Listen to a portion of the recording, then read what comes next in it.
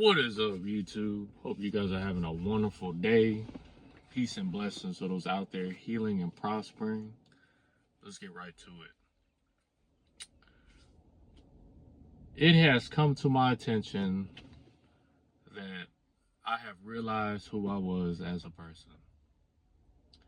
And the fact that I thought I was special even mind boggles me the most about it.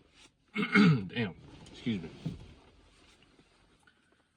I have realized that I have an avoidant attachment style when it comes to talking to women.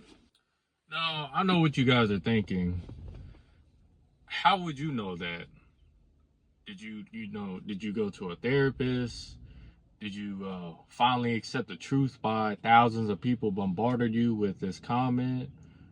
Or did you just had a self-reflection? It was a little mix of a whole bunch of other stuff. I would say the self-reflection was just a hammer on the nail, and I just couldn't do nothing about it. Like to say, excuse me, my throat is itching crazy. The truth will set you free, but at the same time, there are no feelings behind the truth. And it came across my mind that when I realized this, I accepted that I was literally grown into this personality.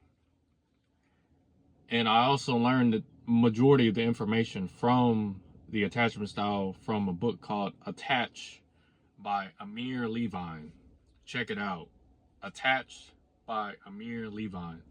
I plan on getting a physical copy real soon because this is a really good book. I've already read, not read, but I've listened to an hour, 20 minutes into it, and I can already tell you it's better than 48 Laws of Power. It's better than The Art of Seduction because it's more practical. It's more down to earth advice compared to 48 Laws of Power and Art of Manipulation. Art of Seduction. Those books, 48 Laws of Power and Art of Seduction, those are more focused on, like I said earlier, that was no sarcasm, but the Art of Manipulation. Those books are portraying you in a way of who you not really genuinely are as a person. And if you do want to be like that person, well, there comes some trade-offs with that. Just being your genuine self when it comes to this dating pool and dating market.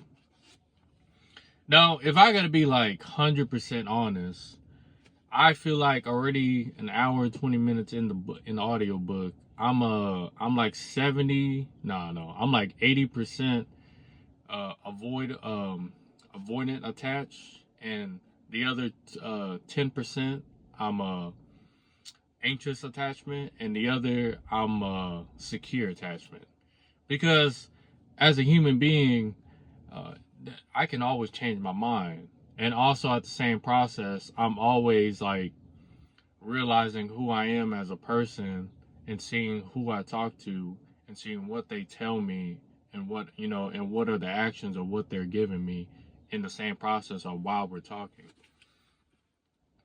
Now, it seems like this is a bold statement, which, I've already, released the Kraken already. But I feel like most women here in the States, or most women in general, have the anxious attachment. And personally for me, I see it a lot.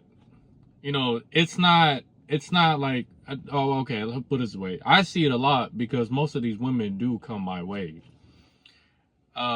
It's because of the fact that they see me as a shy, nice guy, which, that's where the avoidant attachment comes in. A lot of people assume that I'm a shy, reserved dude, but in reality, I'm just an avoidant guy who's trying to avoid all of that misconception of whatever they see in a relationship.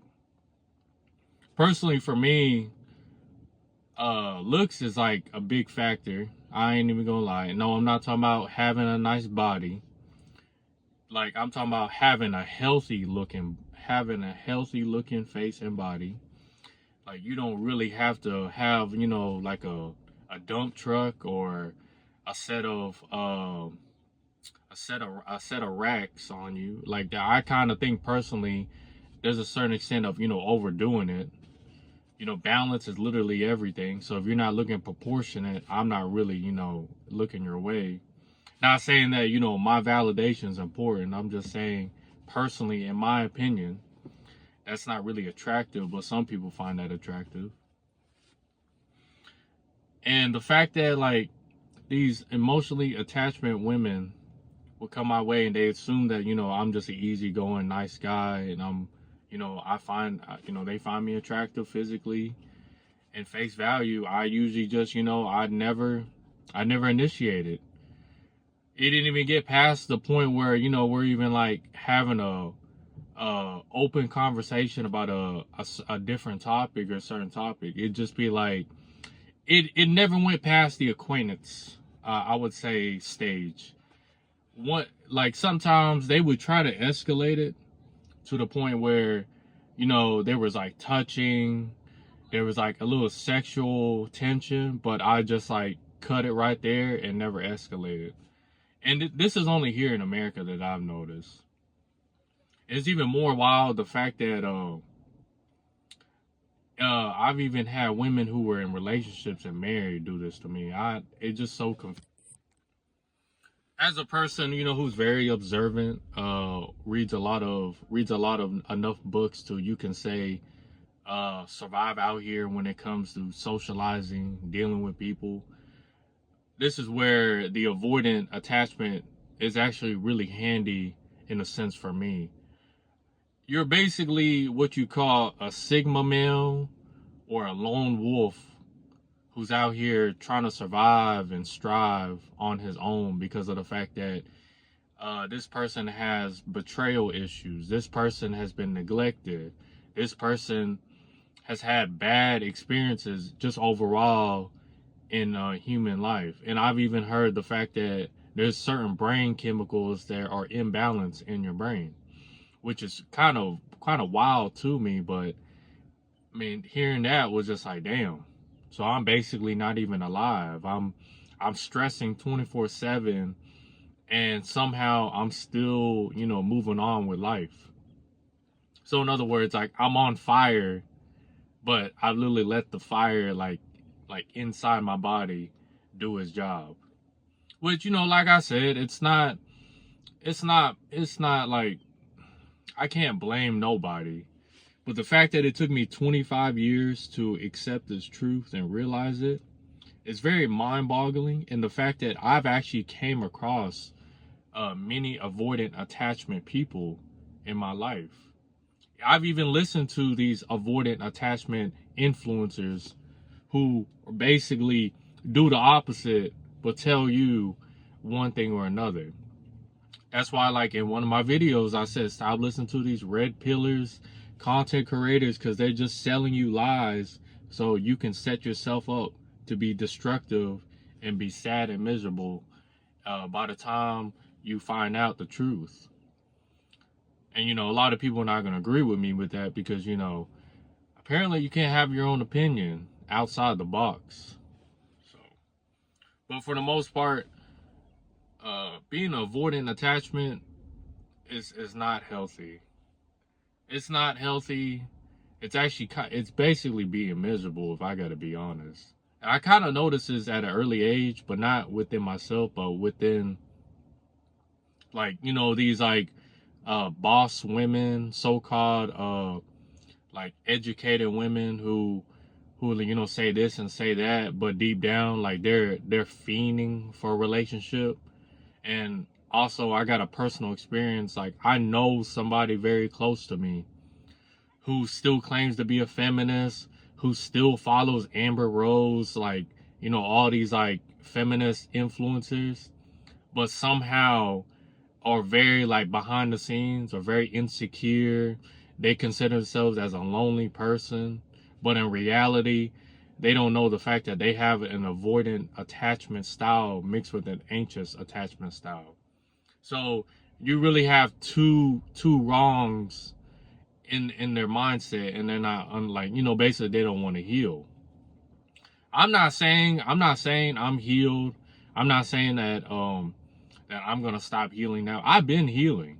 It's just the fact that now I kind of value more human life and I have a bit more humanity. But at the same process, just because I have it don't mean the next person will have it. That's to me, that's just being naive. That's like you expect a person to be rational, reasonable with you when they're constantly giving you like just negative energy. Like how are you supposed to deal with that? You either stand your ground or you walk away knowing they could do something to you while you walk away. See, like in my mind, I work from previous experience. I work from my gut and I see actions. If I see mixed actions and mixed emotions, and I'm seeing the fact that if I as a person, if I show you who I am in the beginning, right? Like in the very beginning, like we don't even know each other. And somehow you're still not picking it up because you're not I guess you're too anxious or you're too avoidable, and I still hang around and I'm starting to notice this, and then I switch up my strategy and I fall back, I become avoidable, then you become anxious. Now you start giving me more attention. Whose fault really is it? Because at this point, I'm just riding the tide and you making all the decisions. Now, I'm not saying two wrongs make a right, but also I'm not saying what this person is doing is healthy. I'm just saying clear communication clears all these attachments. Like you can basically say secure attachment style is really what you should be aiming for in this day in life. So in other words, get ready to have rejections. Get ready to have people walk out your life. But also, in the most part, get ready to know that there's gonna be bullshit. So you might decide to avoid that bullshit, even though it was just a shit test or it was just a manipulative game to make them feel better, just in case things don't work out in the after their answer a question.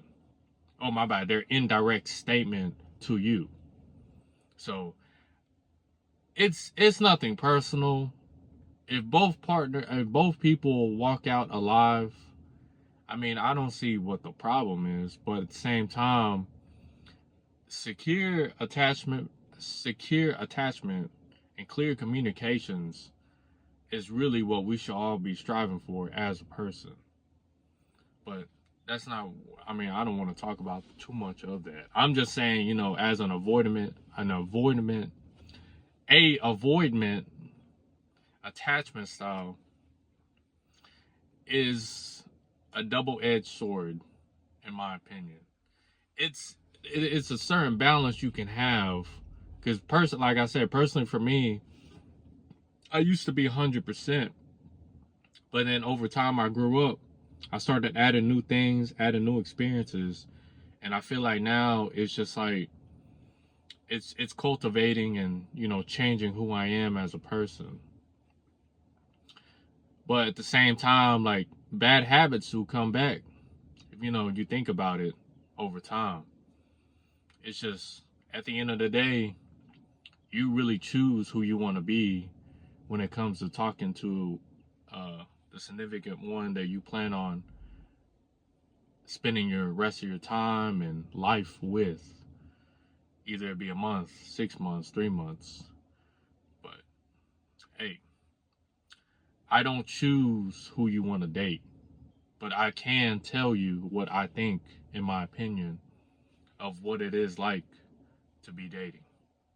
So, hope you guys have a wonderful day. I'll see you guys later.